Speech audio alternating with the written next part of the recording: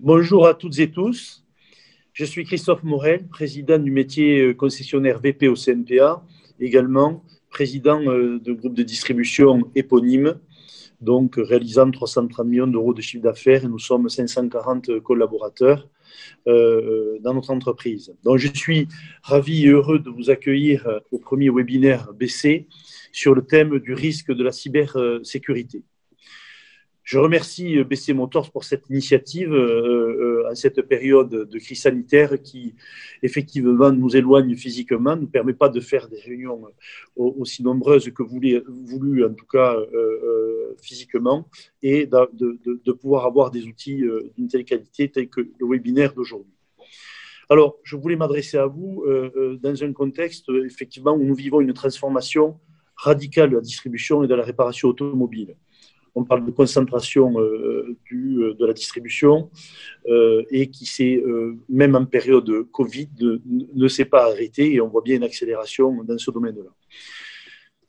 La transformation radicale de la distribution et de la réparation, c'est aussi la digitalisation du parcours client et la digitalisation du poste de travail de nos collaborateurs. On le voit bien dans cette course effrénée à l'amélioration de la productivité pour diminuer nos coûts de fonctionnement et améliorer, bien sûr, la rentabilité de nos affaires, le credo qu'on connaît bien tous. Alors, la digitalisation de nos entreprises fait naître de nouveaux risques. Il faut donc prévoir de s'en protéger. Certains partenaires de notre profession ont récemment été frappés durement par des attaques, je dirais, des cyberattaques, c'est le nom. Donc, je pense notamment à GEFCO, qui ces derniers jours ont été, en tout cas, ont subi de graves avaries, je dirais, de fonctionnement.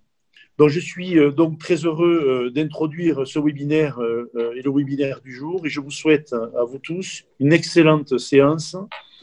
Portez-vous bien, prenons garde à nos collaborateurs et en tout cas, et bien sûr, à tous ces risques, tous les risques de cybercriminalité dont il faut se garantir.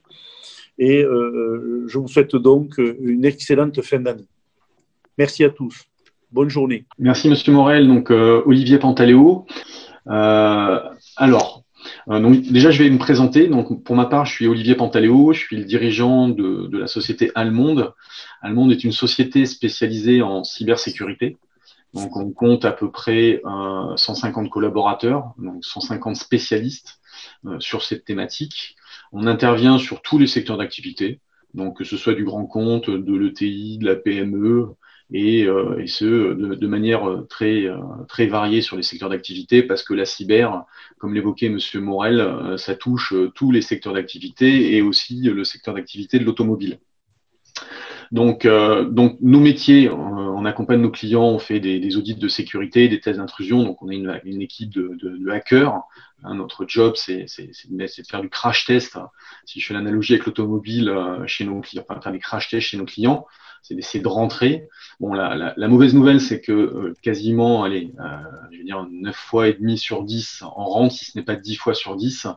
C'est toujours une histoire de temps et de moyens. Donc rentrer sur un système d'information, dérober de l'information, malheureusement, c'est quelque chose qui peut être assez simple et relativement aisé. Et ce, d'autant plus dans le cadre de la crise sanitaire que nous vivons tous depuis le mois de mars, avec le confinement, avec le télétravail. Donc, toutes les entreprises sur tous les secteurs d'activité ont massivement ouvert leur système d'information vers l'extérieur pour permettre donc aux collaborateurs des entreprises de travailler. Donc, ça s'est fait dans l'urgence. Donc, certaines fois, en contournant des bonnes pratiques en matière de sécurité. Et tout ça, c'est du pain béni pour les attaquants. Donc là, ce qui s'affiche à l'écran, c'est un panorama des attaques et en gros de l'état de la cybercriminalité au jour d'aujourd'hui. Ce que je peux vous dire, ce qu'on peut voir, c'est que face à vous, on a des hackers qui sont de plus en plus efficaces. Donc c'est des mafias, c'est des bandes organisées ça tape du monde entier, sur des zones ou sur des continents ou des pays dans lesquels, sur lesquels il y a des très bonnes écoles, il y a des très bons ingénieurs. Donc ces mafias recrutent des personnes, les mettent derrière un ordinateur, des jeunes en général, avec un bon niveau d'études, qui payent pas très cher.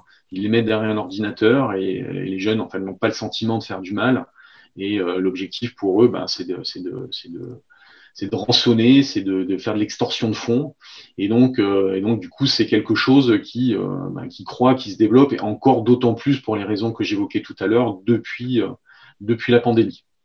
Donc les motivations vis-à-vis de ces mafias, de cette mafia, c'est bien évidemment des motivations financières la plupart du temps, mais ça peut être aussi idéologique et stratégique. Et comme l'évoquait Monsieur Morel, les entreprises aujourd'hui sont de plus en plus dépendantes vis-à-vis de leur système d'information. Et donc tout ça, c'est du pain béni pour les attaquants et pour ces mafias. Donc un des principaux, on va dire, un des problèmes à l'heure actuelle, c'est le ransomware.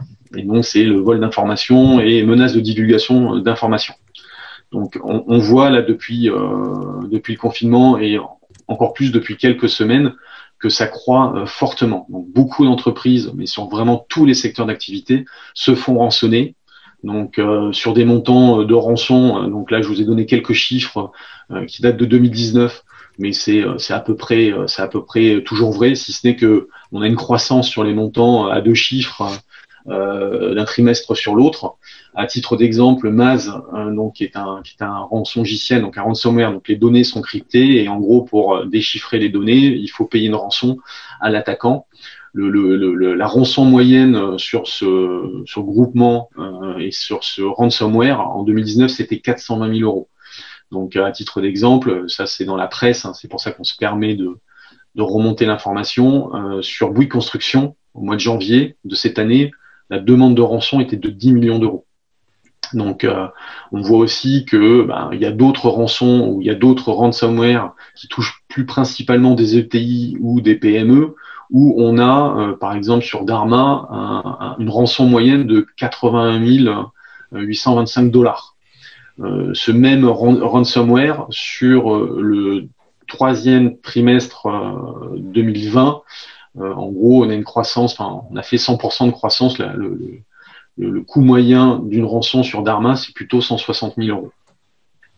Donc ce qu'on voit, c'est qu'on a une forte recrudescence de ce type d'attaque. Les attaquants s'introduisent sur les systèmes d'information, chiffrent dans certains cas de figure les données des clients et exfiltrent aussi des données à caractère personnel. Si on prend votre métier, sur votre métier, vous avez une clientèle qui en gros se déplace dans les concessions, vous récupérez les informations propres à chaque acheteur, et donc du coup toutes ces données elles sont stockées et elles sont numérisées, et donc potentiellement vecteurs de problèmes ou d'incidents, de problèmes de sécurité. Donc là, ce qu'il faut garder à l'esprit, c'est que depuis le début de l'année, les attaques par ransomware, donc par rançongiciel, explosent. L'ANSSI vient de publier, l'ANSSI, c'est l'Agence nationale de la sécurité des systèmes d'information, vient de publier un état des lieux. En 2019, ils avaient recensé, eux, sur des incidents de grande ampleur, 54 incidents sur toute l'année 2019. Sur le premier semestre 2020, nous sommes déjà donc à 104 attaques de ransomware, donc de grande ampleur. Ça veut pas dire qu'il y en a que 104, mais il y en a beaucoup plus que ça. On a des statistiques, nous, où sur le mois de septembre, rien que sur le mois de septembre, sur le territoire français, tout secteur d'activité, toute taille d'entreprise, on est à plus de 170. Donc il y a une forte recrudescence. Il faut aussi garder à l'esprit que toutes les attaques ou tous les incidents de sécurité qui sont recensés dans la presse, qui sont rendus publics, ne représentent que 10% des incidents réels. Ça n'est que la face visible de l'iceberg. En dessous, je vous ai donné sur les 104 incidents relatifs au rançongiciel, donc qui ont été mentionnés par l'ANSSI, un certain nombre d'exemples. Et entre autres, on parle de Jeffco. Alors, Jeffco, M. Morel évoquait Jeffco. Jeffco, c'est le cas depuis ce week-end, donc on a très peu d'infos. Mais par exemple, on sait que Peugeot Motocycle aussi, fin août a été attaqué.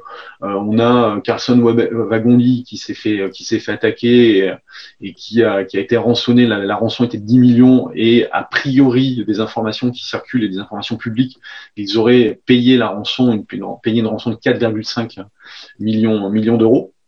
Donc on a aussi Garmin pour les sportifs qui se sont fait rançonner et auxquels on a demandé 10 millions d'euros.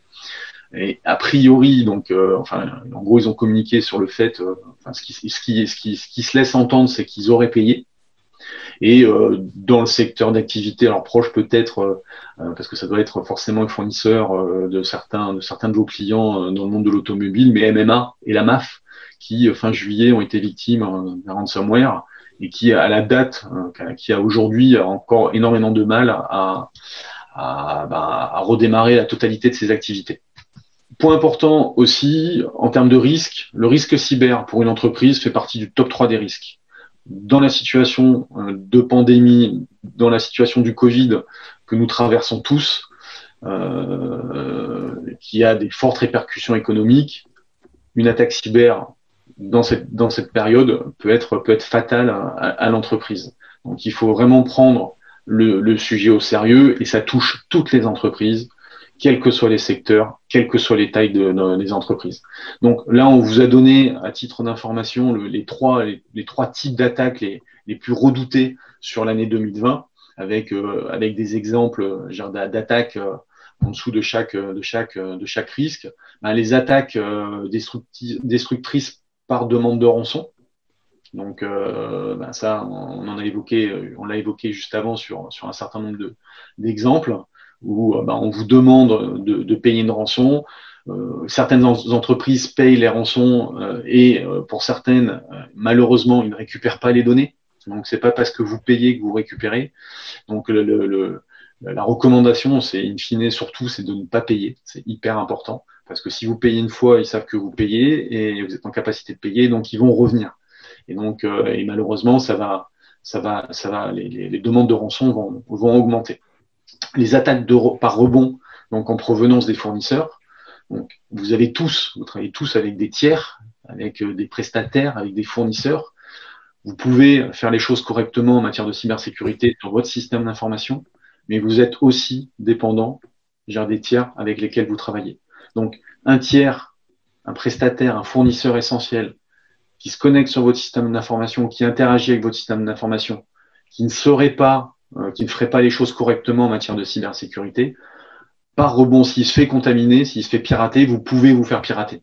Donc, la cybersécurité, c'est un sujet global. Et donc, vos tiers, vos fournisseurs, s'ils interagissent avec vous, s'ils se connectent sur votre système d'information, il faut en tenir compte.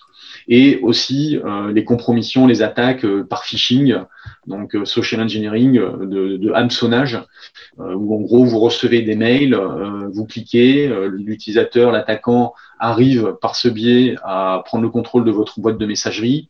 Il va du coup s'installer dans votre messagerie, il va regarder l'ensemble de vos mails, il va regarder les fils de discussion, et il va construire un scénario et il va être en capacité d'interagir par exemple entre le poste d'un comptable et des clients où en gros ils vont changer les RIB sur les factures et se faire verser un certain nombre une certaine somme ou certains montants sur un compte qui ne sera pas le compte de votre fournisseur.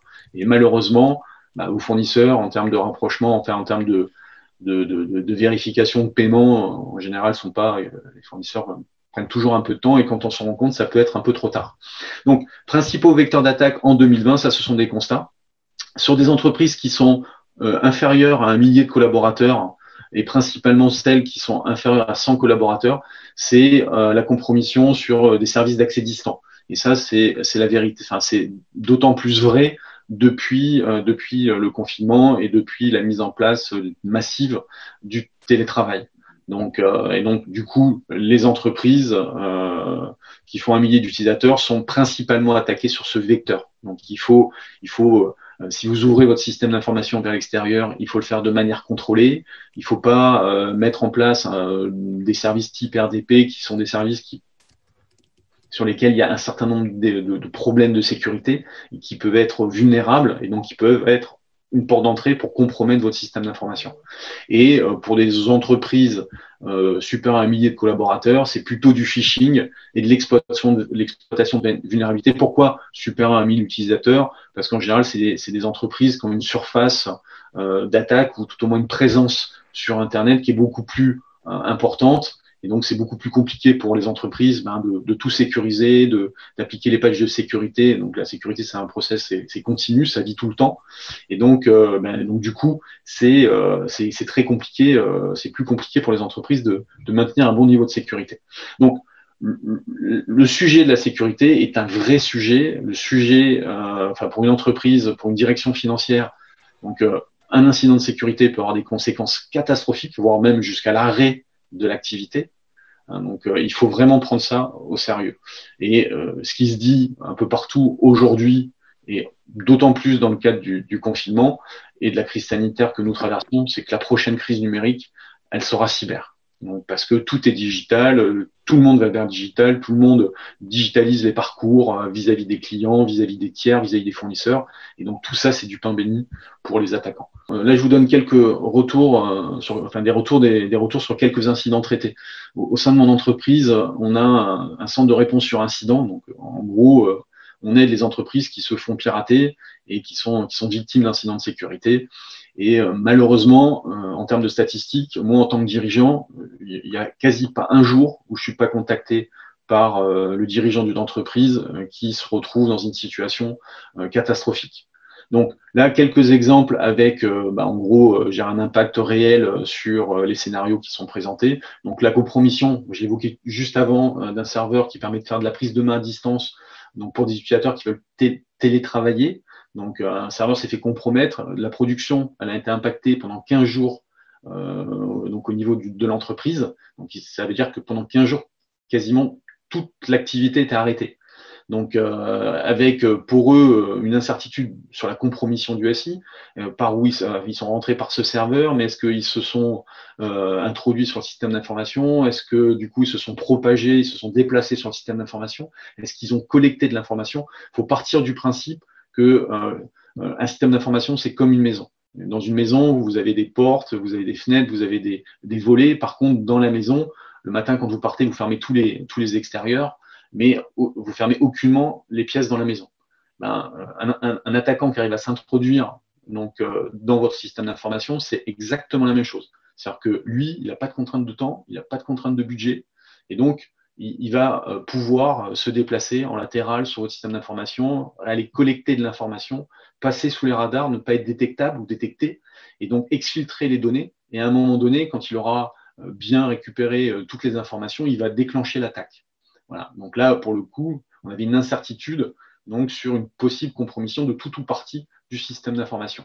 Et donc, il y a eu une demande de rançon et une menace de divulgation. Je vous évoquais tout à l'heure le coût moyen qui était en 2019 de 80 000 euros sur des PME, des ETI, on est plutôt à 160 000 euros. Et même si vous payez, vous n'avez aucune garantie de pouvoir recouvrir les données qui ont été comment dire, chiffrées. Et s'il y a eu de l'exfiltration, et s'il y a une menace de divulgation, c'est pas parce que vous avez payé qu'ils vont pas divulguer. Donc, faut faire super attention, quoi. Un autre exemple, donc un site extranet qui utilise une application qui n'a pas été mise à jour depuis plusieurs mois. L'attaquant, il a exploité une vulnérabilité et du coup, il a pu s'introduire dans le système d'information. Donc, il a utilisé des documents dans une campagne, donc il a récupéré dans une campagne de dénigrement de l'entreprise, donc perte de confiance des clients. Il y a eu un rançonnage et une menace de divulgation, enfin la totale, quoi. Pareil sur, en gros, un malware donc qui a été installé suite à l'envoi d'un mail, un utilisateur qui n'a pas forcément fait attention, qui a cliqué, le malware il s'est installé, ça a chiffré tous les postes. La rançon, c'était 8 bitcoins, ça fait à peu près 80 000 euros. Il y a eu 30 jours d'arrêt total de la production avant reconstruction du système d'information.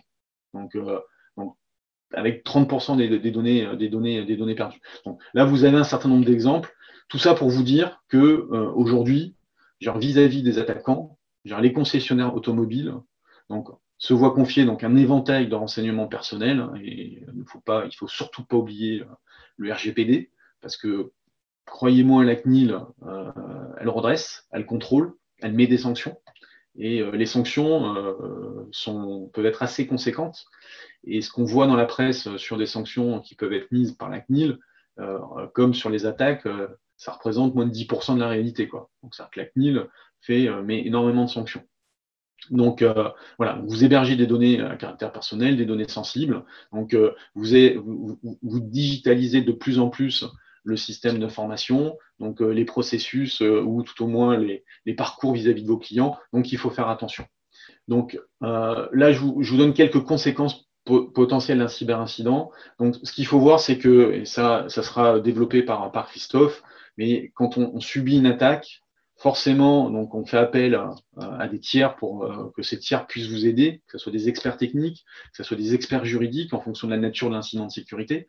Donc le coût d'assistance, tout ça, ça peut chiffrer, ça peut coûter très vite. Surtout que quand vous appelez à l'aide, vous appelez et vous demandez aux personnes d'intervenir tout de suite, c'est-à-dire de poser le crayon, d'arrêter de faire en gros ce qu'ils sont en train de faire pour venir vous aider. Donc ça veut dire que tout ça, ça va se monnayer de manière très chère. Donc tous les coûts d'assistance donc, peuvent être une conséquence non négligeable en termes d'un point de vue financier ou d'un point de vue trésorerie pour l'entreprise qui est victime d'une attaque.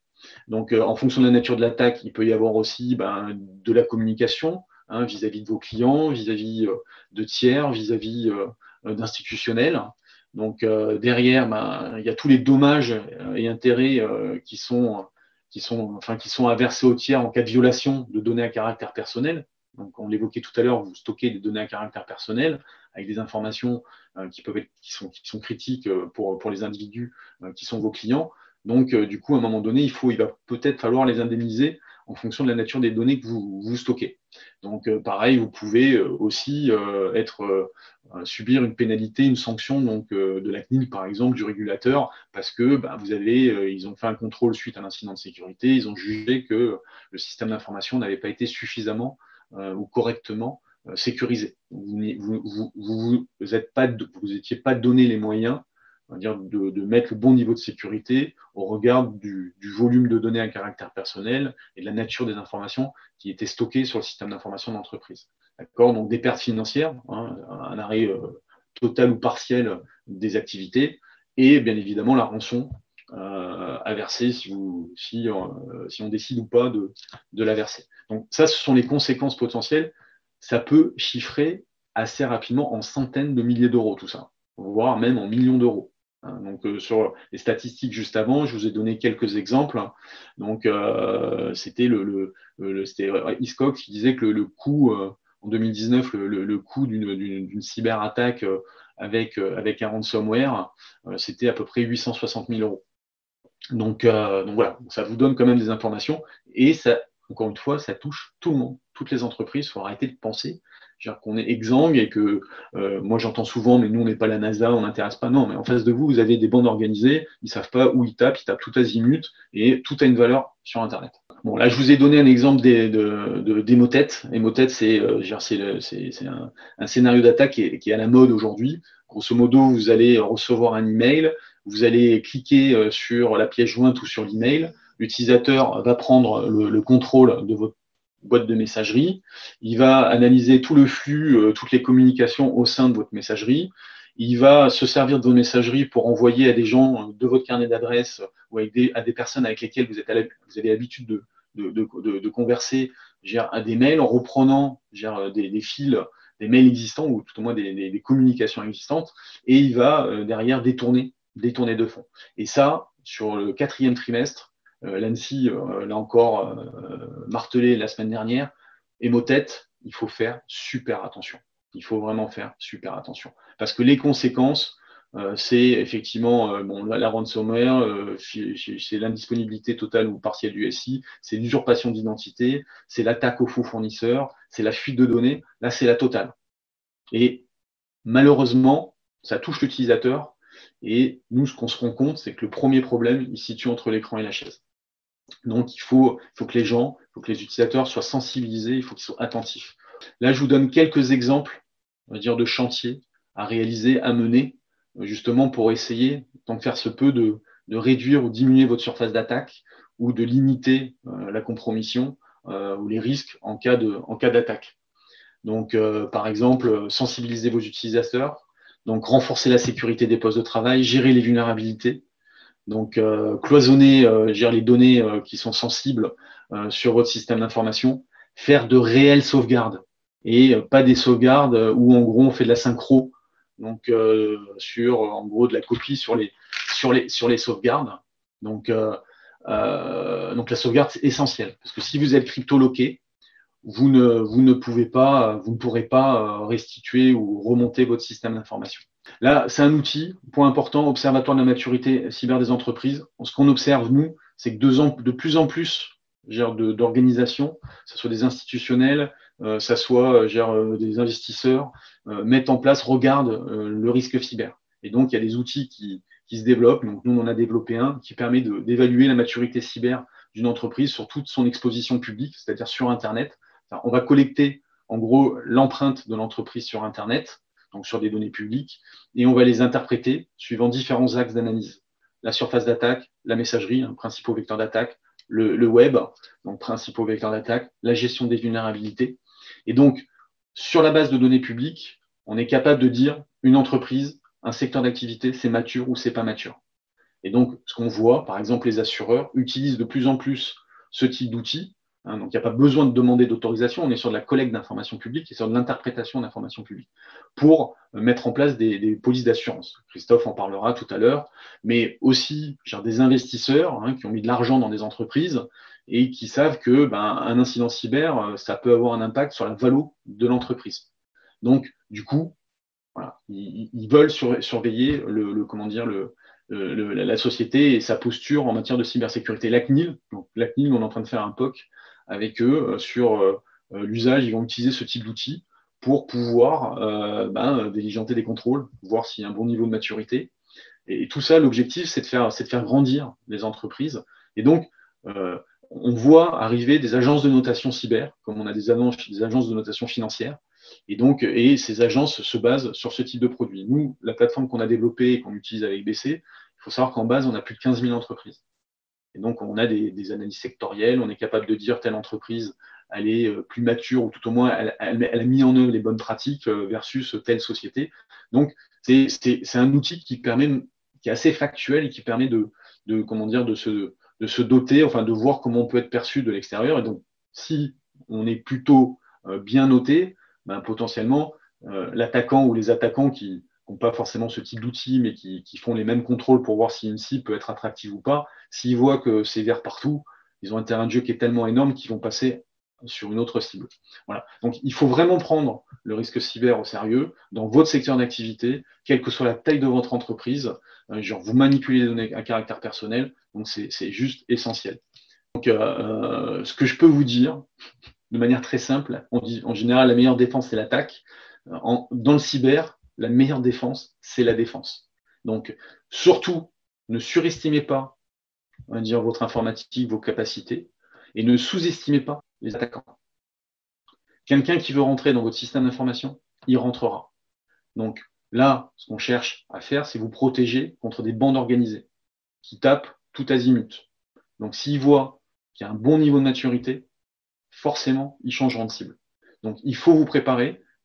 Sinon, un incident cyber dans la crise, dans la pandémie que nous traversons, dans la crise sanitaire que nous traversons, ça peut être fatal à une entreprise. Voilà, j'en ai terminé. Du coup, on va faire le lien avec Christophe Madec, qui va développer toute la partie assurance, parce que la partie assurance vis-à-vis des entreprises, l'assurance cyber, et là, c'est le dirigeant qui vous parle et c'est pas le consultant, c'est quelque chose de juste essentiel.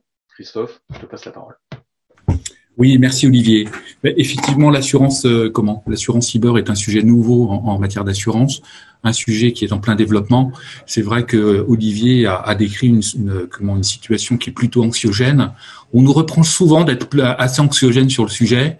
Croyez-moi, il n'y a rien de volontaire. C'est malheureusement la vérité. Le risque cyber, c'est un risque que nous on qualifie d'invisible et inodore. Il peut frapper à tout moment et quand il frappe, il fait généralement très mal. même quand on pense être préparé, même quand j'entends dire aujourd'hui on a des sauvegardes, donc pas de soucis, pas de sujet. On fait appel à des prestataires extérieurs dans le cloud. En termes de sécurité, ils sont top niveau. Je reviendrai pas sur les exemples qu'a cité Olivier, mais malheureusement des contre-exemples, il y en a. Et sans être, pour ma part, un spécialiste de la cybersécurité, je reste surpris en 2021 de voir à quel point nos systèmes d'information soit sont des passoires pour être caricatural, soit à quel point est-ce que la sécurité reste quand même, j'allais dire, un maillon faible. Bon, voilà. Donc je vais pas faire une redite de tout ce qu'a très bien présenté Olivier. Juste pour vous dire qu'en fait le risque cyber, attention, hein, ce n'est pas qu'un risque informatique. On a tendance très souvent à faire ce raccourci. Un risque cyber, il va toucher potentiellement tous les domaines de l'entreprise. Et en termes d'impact, on a des scénarios qui peuvent être multiples et on a effectivement des problématiques qui peuvent être diverses. Un sinistre cyber, c'est susceptible aujourd'hui de créer des dommages matériels. On a des incendies qui peuvent être déclenchés via une attaque cyber.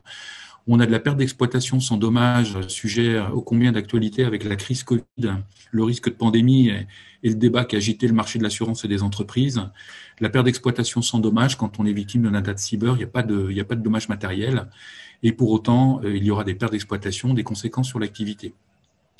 Donc, c'est potentiellement des préjudices à des tiers, parce que si vous êtes dans l'incapacité de répondre à vos obligations de résultats ou à vos obligations de moyens, on peut craindre qu'à un moment donné, vous ayez des tiers, des clients particuliers qui portent aux réclamations.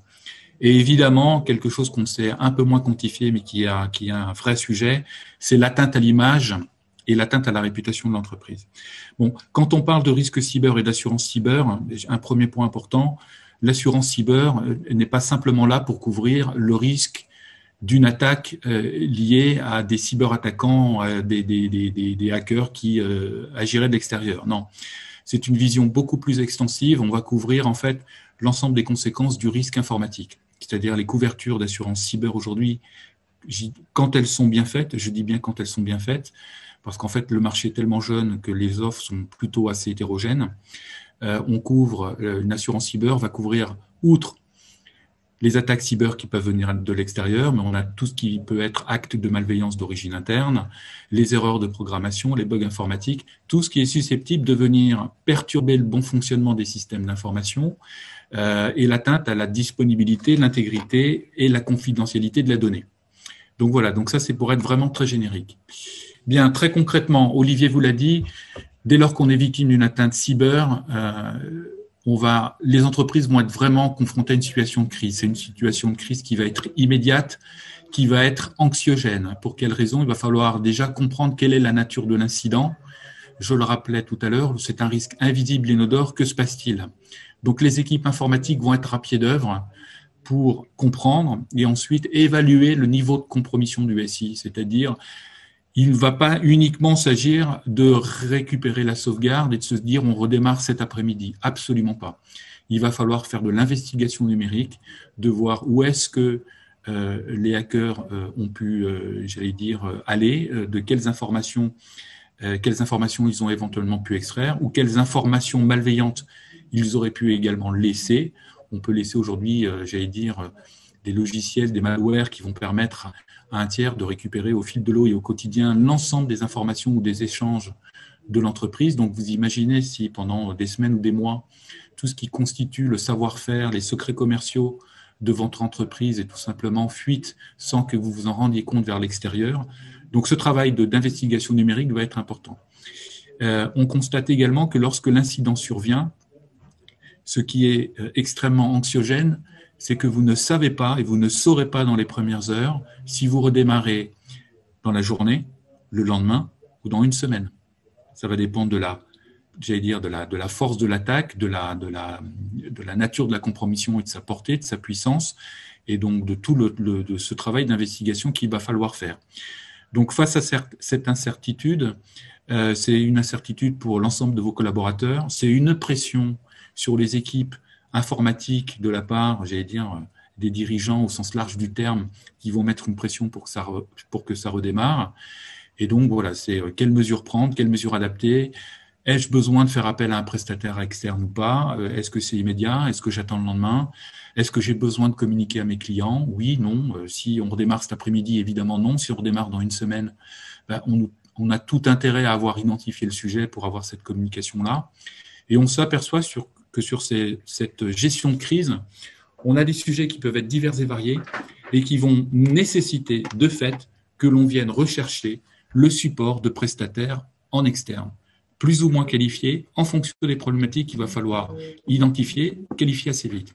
Ces prestataires, c'est de l'assistance au sens large du terme, vont effectivement venir vous épauler, vous accompagner sur des sujets informatiques, mais pas que. Ça peut être sur la gestion de crise. On peut avoir un vrai sujet en cas de vol de données personnelles. On peut avoir un vrai sujet qui peut toucher le droit numérique. Pourquoi pas envisager d'avoir besoin d'un avocat spécialisé sur le sujet. Donc on a des composantes qui sont multiples. Des prestataires en support et évidemment des impacts avec un coût financier. C'est à titre d'illustration ou d'exemple, l'ensemble de votre surface web qui est indisponible. On n'a plus accès à vos sites. Vous êtes dans l'incapacité de sortir la quelconque facture ou le moindre bon de livraison. Votre gestion des stocks est juste impossible parce que vous avez une gestion des stocks en partie informatisée avec des lecteurs de code barre, mais sauf que plus rien ne fonctionne. Donc, vous ne suivez plus vos inventaires. Les plannings, de la même manière, sont cryptés ou ont été modifiés. Vous n'avez plus accès à ces informations. Vos fichiers fournisseurs et clients sont indisponibles ou corrompus. On voit très vite l'incidence de ce type de mésaventure dans les premières heures, les premiers jours et les semaines qui viennent. Voilà. Donc, il y aura effectivement un impact financier, des mesures à prendre, et c'est là que l'assurance va intervenir sur son caractère indemnitaire, de prévoir, en fait, par rapport à l'ensemble des scénarios qui ont été décrits, et ce qu'a très bien illustré Olivier sur la partie vraiment pratique, l'assurance va essayer, cyber, va venir se calquer sur les postes de préjudice tels qu'ils sont constatés sur les sinistres cyber pour prévoir des indemnités en conséquence. Alors, pour faire très simple, je ne vous ferai pas un long exposé sur les garanties d'assurance. Retenez que l'assurance cyber est une assurance qui intervient sur l'ensemble des composantes du sinistre que je vous ai décrites, et on va en fait avoir 3 temps. Le premier temps, c'est le temps de gestion de la crise, et vous allez avoir besoin d'assistance. J'insiste sur l'assistance. Toutes les entreprises, y compris celles non assurées, on a eu le cas chez nous pour un de nos clients très importants qui était non assuré en cyber, qui nous appelle un samedi matin en nous disant, écoutez, j'ai besoin d'aide, on est victime d'un cryptage de nos serveurs, qu'est-ce qu'on fait? On appelle qui? On fait quoi? On les a aiguillés, on les a orientés vers des prestataires qui ont travaillé pendant 15 jours. Ça a effectivement coûté un peu d'argent, 400 000 € quand même, et le préjudice total est de 3 millions d'euros pour l'entreprise. Médiatiquement, l'entreprise a redémarré le lundi. L'attaque a lieu le vendredi, et le lundi, l'entreprise affirme avoir redémarré ses activités, ce qui est vrai. Mais néanmoins, derrière, c'est la partie invisible, il y a un vrai chantier informatique, des prestataires informatiques qui ont été à pied d'œuvre pendant plus de 2 mois, et il a fallu reconstruire, il a fallu vérifier, il a fallu sécuriser. Donc, le coût financier s'avère en fait extrêmement important, alors que pour un non-initié, quand on regarde ça de loin, l'attaque un vendredi après-midi et le lundi matin, vous reprenez dans la presse locale, vous apprenez que l'entreprise en question vient de redémarrer ses activités. Donc, l'assistance, ça fonctionne comme sur l'automobile. J'aime bien faire ce parallèle. Quand vous vous retrouvez sur la route des vacances en panne sur l'autoroute avec femme et enfants et les valises dans la voiture, ce que vous attendez de vous, c'est pas qu'ils vous envoient un chèque. Ça sert à rien. Vous attendez qu'ils soient réactifs, que la dépanneuse vienne très rapidement, qu'on vous trouve une chambre d'hôtel, un véhicule de remplacement, un billet de retour pour le train, enfin que tout soit mis en œuvre pour que l'ensemble des mesures qui vont venir en support puissent vous permettre au mieux de continuer votre voyage tranquillement, ou en tout cas de faire en sorte que cet incident soit le moins impactant possible.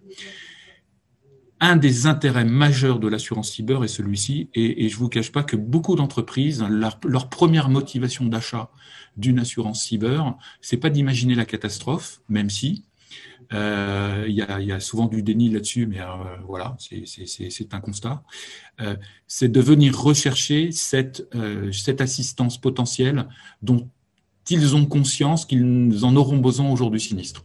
Parce que Les entreprises aujourd'hui, si on est honnête, pensent être organisées, mais elles ne le sont pas nécessairement sur des incidents de ce type, en termes de plan de gestion de crise, en termes de plan de reprise d'activité, en termes de plan de continuité d'activité. Et voilà, donc ce sont des chantiers à mener, des chantiers souvent complexes. Donc le temps de la crise est un temps important, est un temps crucial. Pourquoi ? Puisque plus vite on sera aidé par des gens compétents, dont c'est le métier, dont c'est l'expertise, plus vite on redémarrera et on redémarrera dans de meilleures conditions. Donc au final, on va diminuer l'impact en termes financiers, en termes d'atteinte à l'image, et plus vite on pourra repartir sereinement. Si on prend mal les choses au début, le sinistre peut prendre des ampleurs qui vont être nettement plus considérables. On voit souvent des entreprises pensant avoir la compétence en interne, essayer de se débrouiller les premières heures, les premiers jours, et rapidement faire appel à des prestataires extérieurs. Chaque heure, chaque jour que l'on perd, c'est des coûts financiers en plus, et c'est des impacts qui, au final, sont plus importants. Ensuite, l'assurance va faire son travail classique, indemnitaire, mais avec une fonction indemnitaire plutôt bien pensée, c'est de prendre en charge l'ensemble des frais d'investigation et de reconstruction numérique. L'investigation numérique, c'est ce que je rappelais tout à l'heure, c'est effectivement d'aller vérifier quel est le niveau de compromission des SI. Ça prend un peu de temps. Quand vous faites appel à une société telle que Allemande ou d'autres pour faire de l'investigation numérique et vérifier que tous les systèmes n'ont pas été compromis, reprendre l'intégralité des postes de travail, c'est beaucoup plus que 24 heures et qu'une semaine. Donc, voilà, vous aurez des consultants spécialisés. Ça créera, quoi qu'il en soit, des perturbations sur le niveau d'activité et ça générera évidemment des coûts. Donc, on va avoir des frais supplémentaires d'exploitation. On peut avoir des pertes d'exploitation dès lors que le chiffre d'affaires qui était attendu pendant cette période-là n'est pas réalisé. Donc, on retrouve des principes, assez classiques en matière d'assurance par rapport à ce qu'on peut avoir sur une police dommages aux biens. La particularité d'un sinistre cyber, c'est qu'il est dommage, mais qu'il peut également être en RC. On peut très bien envisager des réclamations de la part de vos clients. Si vous êtes dans l'incapacité de les livrer ou si vous ne savez plus effectivement quelles commandes ont été passées, si quelques clients s'avéraient être mécontents, ils peuvent réclamer à votre encontre. On a d'autres scénarios qu'il ne faut pas négliger. Vous pouvez être interconnecté avec les constructeurs au niveau SI. Si demain, vous serviez de passerelle pour tout simplement relayer une pièce jointe malveillante chez un de vos partenaires, constructeurs ou autres, et qu'il s'avère qu'on saurait identifier que, la pièce jointe ou le malware passe par votre intermédiaire, imaginez que l'entreprise qui aurait à subir les désagréments d'un incident cyber irait identifier quelle est l'origine de l'attaque et la source, vous identifierez, et on peut très bien imaginer que ce partenaire, ce tiers, vienne également porter réclamation parce que vous êtes à l'origine d'une transmission d'un logiciel malveillant. Donc on a tous les cas de figure. Donc en fait, l'assurance cyber est assez à la fois innovante et complète, puisqu'elle intègre toutes ces composantes d'assistance, de support, de conseil.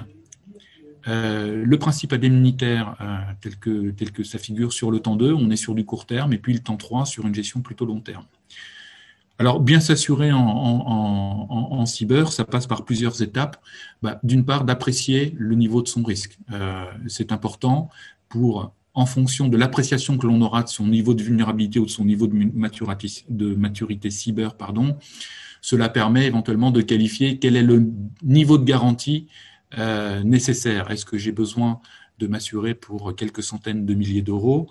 Est-ce que j'ai besoin de m'assurer pour beaucoup plus? Donc, avoir une certaine conscience de son niveau de maturité cyber. Donc, ça peut passer par un audit par un prestataire qualifié. Olivier évoquait tout à l'heure le security rating. C'est une vision, ça donne une colorisation effectivement de la maturité cyber de l'entreprise. Alors, au-delà d'une simple notation, ça a aussi l'avantage d'indiquer quelles sont éventuellement les vulnérabilités critiques, les failles critiques identifiées sur les domaines clés de l'entreprise et de son système d'information. Et il faut aussi savoir que comme les assureurs, ont besoin d'évaluer ce risque et que les évaluations, quoi qu'on en dise, sont souvent complexes et peuvent être longues et coûteuses, les assureurs vont au plus simple et vont passer par un security rating. C'est-à-dire que si la note est bonne, vous êtes admissible à l'assurance. Et si la note est mauvaise, alors qu'on pourrait discuter de cette note, si la note est mauvaise, l'assureur pourra, j'allais dire, refuser de faire une proposition d'assurance, ou si la note est intermédiaire, considérer que la prime de risque sera un peu plus élevée. Donc voilà, donc c'est aujourd'hui quelque chose d'assez nouveau, la notation cyber, mais voilà, que l'on voit apparaître chez le marché de l'assurance, auprès des investisseurs. Entre guillemets, entre faire un security rating et un audit, un security rating, on est sur quelques milliers d'euros, on a les résultats dans la semaine. C'est pas cher et efficace. Donc, sincèrement, ne pas s'en priver. Donc, l'assurance n'est pas là pour remédier aux problèmes de sécurité informatique. Donc, évidemment, d'adopter les bonnes mesures en matière de sécurité informatique. Olivier en a rappelé quelques-unes. À minima, avoir une politique de sauvegarde. C'est aussi un sujet de gouvernance avec la sensibilisation des collaborateurs. Dans la mesure du possible, avoir préparé ou pensé un plan de reprise d'activité. Donc, voilà, l'objectif est de se dire, on va essayer de se prémunir au maximum pour que si demain, ce sinistre que je ne vous souhaite pas survient, on soit en capacité d'être réactif, d'être préparé et de redémarrer dans les meilleures conditions. Une fois que je vous ai dit ça, le risque zéro n'existe pas. Et il existe encore moins en matière de cybersécurité. Autant lorsque vous avez mis des extincteurs dans chaque pièce, voire une installation sprinkler, vous êtes globalement prémuni du risque incendie, allez, à 90%. On aura un début d'incendie. Si toutes les mesures de sécurité incendie sont là, l'incendie sera vite circonscrit, éteint, et on passera très vite à autre chose. Malheureusement, en matière de cyber, c'est un risque qui est extrêmement évolutif. La menace évolue, les moyens évoluent, les technologies évoluent. Je mets ma main au feu que votre système d'information dans 5 ans n'est pas celui que vous avez aujourd'hui. Et que le système informatique que vous déploierez, la digitalisation qui a été rappelée en préambule, amène, j'allais dire, au quotidien des évolutions informatiques. Et chaque évolution informatique s'accompagne malheureusement de nouvelles vulnérabilités et donc de nouveaux risques et donc d'une évolution de la menace. Donc voilà, donc c'est vraiment un sujet perpétuel. Le transfert à l'assurance, j'allais dire, apparaît comme quelque chose j'allais dire, de logique. Personne n'imagine prendre son véhicule sans avoir une assurance automobile, une petite carte verte, au moins pour être assuré en responsabilité civile. Au-delà du fait que l'assurance auto est obligatoire, indépendamment de ceci, quand on voit ce que peut coûter un sinistre auto. Voilà, je mets ma main au feu là encore que dans 5 ans ou 10 ans, l'assurance cyber fera partie du package, comme l'assurance dommages aux biens et l'assurance RC. Alors, être bien conseillé, vous me direz, c'est une évidence, d'autant plus que c'est un marché de l'assurance qui est jeune, et qu'en matière d'assurance cyber, entre, j'allais dire, les différentes enseignes, tous plus prestigieuses les unes que les autres, du AXA, du Allianz, du Mutuel du Mans et encore bien d'autres, le sujet est nouveau, ce qui veut dire que en matière de maturité, on n'y est pas encore. Donc, la définition des garanties, la nature des exclusions, les définitions, voilà, sont des sujets où il y a énormément de différences d'une police à l'autre. Donc, le conseil est important parce que il faut être en capacité d'apprécier ces différences, d'apprécier la portée de ces garanties, donc d'être bien conseillé. Un système d'information aujourd'hui, c'est bien plus que votre propre matériel informatique situé dans vos locaux. Voilà, ça semble être une évidence, mais votre système d'information aujourd'hui, il est en partie déporté chez des prestataires en infogérance. Si vous avez du cloud, le cloud va faire partie de vos systèmes d'information. C'est des questions qu'on nous pose fréquemment. La seule réponse correcte d'un point de vue assurance, c'est de s'assurer que la définition du système d'information sera bien faite. Donc, être bien conseillé, c'est aussi s'assurer que les garanties qu'on a souscrites correspondent à votre risque. On était, à titre d'information, chez un de nos clients la semaine dernière. Il s'avère que s'il a un sinistre cyber majeur, son sujet, c'est pas les pertes d'exploitation. Et pourtant, c'est une entreprise qui fabrique. Mais son modèle économique nous a amené à échanger avec la direction financière et à constater que son sujet en matière de garantie, c'était pas les pertes d'exploitation. Voilà. Alors que si vous prenez n'importe quel contrat standard sur une étagère, la première limite de garantie et la plus importante sera sur les pertes d'exploitation. Donc, si ce client avait pris un contrat sur étagère, il aurait acheté quelque chose qui ne lui correspond pas. Donc voilà, donc sur cette matière plus qu'une autre, le conseil est important. Donc voilà pour ma partie. Si vous avez des questions, respectivement, soit pour Olivier ou pour moi-même. Alors je vois deux questions. Donc une question d'Alexandre Baligan Concernant, donc je reprends la question. Donc il travaille chez un MSSP, donc c'est une société qui fait du managed services. Donc ils étudient la mise en place d'un SOC as a service pour leurs clients. Est-ce qu'une assurance cyber doit être prise? Et si oui, par les clients ou par nous-mêmes? Alors l'assurance, il faut la prendre à la fois côté client et à la fois côté MSP.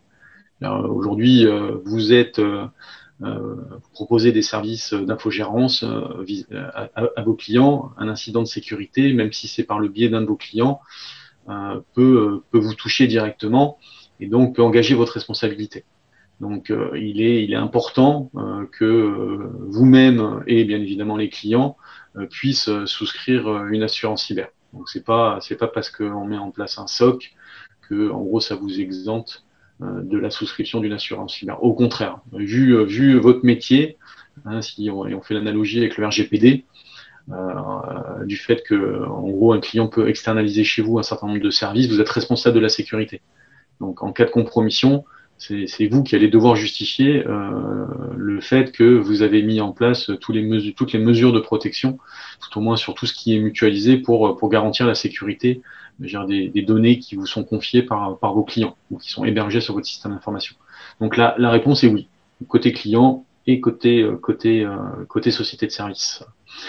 Donc autre question, et en dehors de cette question, quelles sont les étapes pour avoir une assurance cyber opérationnelle? Donc, ça, je vais te laisser peut-être répondre. Oui, pour avoir une assurance cyber opérationnelle, déjà répondre aux prérequis que l'assureur va exiger pour être admissible à l'assurance. Bon, à minima, mais j'allais dire avoir une politique de gestion des mots de passe. C'est vraiment des choses assez basiques, assez binaires, des pare-feux en matière d'informatique, mais ça c'est une évidence. Une politique d'application des patchs de sécurité, hein, l'assureur posera des questions, il pourra s'inquiéter si vous tournez encore sur Windows 7. Si vous êtes sur les Windows 10 et autres, voilà, de s'assurer que lorsqu'il y a des mises à jour qui sont publiées, qu'elles sont effectivement bien appliquées, éventuellement dans des univers de recettes. L'assureur s'intéressera à vos politiques de sauvegarde. Alors voilà, il y a en termes de politique de sauvegarde, c'est la profondeur des politiques de sauvegarde. Avoir une sauvegarde, c'est bien, mais une politique de sauvegarde aujourd'hui pertinente, quand on sait que lorsqu'il y a une compromission DSI, on s'aperçoit que les sauvegardes sont elles-mêmes compromises et que souvent les hackers en fait se promènent dans les systèmes d'information depuis des semaines. Voilà, donc il faut généralement, en termes de sauvegarde, la recommandation ultime, c'est d'avoir des sauvegardes externes et d'avoir des sauvegardes à la fois, j'allais dire, quotidiennes, hebdomadaires et mensuelles. Et être en capacité de récupérer à la limite le plus loin possible. Parce que si vous avez des sauvegardes, uniquement une sauvegarde hebdomadaire, mais que cette sauvegarde s'avère être elle-même compromise, je vous laisse imaginer la situation délicate où vous vous trouvez. Donc voilà, il y a des questions sur les politiques de sauvegarde. En fait, les règles, j'allais dire, d'hygiène de base, régulièrement rappelées par l'ANSSI ou par d'autres, ce seront les prérequis minimums que demandera l'assureur pour pouvoir être en capacité, de vous faire une proposition et d'établir un contrat. Et si je peux compléter ce que tu dis, Christophe, tu évoquais tout à l'heure le security rating ou des outils comparables au security rating qui regardent la posture cyber d'une entreprise sur Internet, donc sur tout le pan public. Donc du coup, on va regarder en fonction de la surface d'attaque, c'est-à-dire du nombre de noms de domaine, d'URL, de services web ou d'adresses techniques qui vous appartiennent et qui vous exposent sur Internet, si vous gérez correctement donc les vulnérabilités, comme l'évoquait Christophe, mais aussi la messagerie. Hein, donc, est-ce que vous avez mis en œuvre tout ce qui permet de lutter contre l'usurpation d'identité, hein, c'est quelque chose d'essentiel et ça se contrôle et ça se vérifie assez simplement et sans forcément faire des tests qui peuvent être intrusifs. Pareil, votre surface d'attaque, est-ce que vous exposez des services à risque? Donc, est-ce que vous mettez en place des services sur lesquels vous intégrez pas les bonnes pratiques de sécurité? Donc, de plus en plus, les assureurs, mais aussi un certain nombre d'organisations, au-delà des questionnaires et de vous demander via des questions sans forcément collecter des éléments de preuve si vous avez mis en place fait du patch management, oui, si vous répondez oui, qu'il utilise ce type d'outil et que en gros ça sera en rouge parce que il y a plein de vulnérabilités ou vulnérabilités de sécurité qui apparaissent, ça veut dire que soit, in fine, en gros, vous le faites pas et la réponse que vous avez apportée à la question, elle n'est pas forcément efficiente ou totalement vraie. Hein, donc, faut imaginer, il faut penser que maintenant, de plus en plus, au-delà des questionnaires que peut vous envoyer l'assureur, il peut se doter d'outils sur lesquels il va faire des contrôles sur, en gros, toute la partie externe toute l'empreinte externe de votre entreprise. Donc, il faut faire super attention. Et du coup, même par le biais de cet outil, on peut embarquer des questionnaires et on peut demander, au-delà des questions qui peuvent être oui ou non, d'apporter des éléments de preuve. Donc, les assureurs, mais aussi d'autres organisations, vont demander de plus en plus de justifier. Ils vont plus se contenter de réponse à une question sans forcément opérer de contrôle. Donc ça va au-delà de la politique de sauvegarde, ça va au-delà du patch management, ça va aussi, ça touche à la formation, à la sensibilisation des utilisateurs. Donc l'assureur, en fonction, en gros, de ses pratiques, va de plus en plus vous demander de justifier et pour contrebalancer les informations que vous allez pouvoir lui communiquer, il va lui-même opérer des contrôles. Exactement. Après, juste pour terminer, la posture de BC sur le risque cyber, on est dans une posture de conseil. Hein. On se définit toujours comme un conseil en assurance. Cette posture de conseil, pour nous, elle passe par l'identification de vos risques, et pas simplement toujours de reprendre l'exemple du voisin, la prévention de vos risques. Hein. Il faut mieux, j'allais dire, améliorer son niveau de maturité cyber et sa sécurité informatique, et ensuite de sécuriser. On sécurise quand on prend en compte les actions de prévention, et on sécurise par le transfert à l'assurance. Donc l'assurance, j'allais dire, ne vient qu'à la fin. Donc c'est ce qu'il nous vaut effectivement d'avoir, j'allais dire, une collaboration et des échanges réguliers avec Almonde. Chacun son métier, chacun son domaine de compétences. On comprend nous effectivement les enjeux et le sujet. On se fait le relais ensuite auprès des compagnies d'assurance pour effectivement valoriser les actions qui ont été menées, valoriser l'identification du risque de manière positive telle qu'elle a pu être faite, et donc optimiser le transfert. Mais on est vraiment sur l'ensemble de la chaîne, dans une posture de conseil, identification, prévention, accompagnement, et je dirais que l'assurance, une fois, ne vient qu'à la fin, en se disant, voilà, pourvu que ça ne survienne pas, mais on a travaillé sur tous les aspects qui étaient essentiels pour que ce soit le moins impactant possible. Ok, merci Christophe. A priori, nous n'avons pas d'autres questions. Donc, s'il n'y a pas d'autres questions, on va pouvoir conclure. On remercie tout le monde de nous avoir écoutés, en espérant qu'on n'a pas été trop anxiogène et qu'on vous a pas fait trop peur. Mais comme l'évoquait Christophe, ça n'est juste que malheureusement que la réalité et des retours terrain. Donc tout ce qui a été présenté, tout au moins que j'ai présenté, il y a rien qui est malheureusement de la fiction. Et ça n'est que de la réalité et du vécu. Donc, comme je l'évoquais tout à l'heure, la meilleure défense, c'est la défense. Donc, préparez-vous, assurez-vous. Je pense que c'est hyper important et du coup, ça devrait pas trop mal se passer. Très bien. Merci à tous et tout est à votre disposition par la suite. N'hésitez pas. Bonne journée. Merci. Bonne journée. Merci. Au revoir. Au revoir.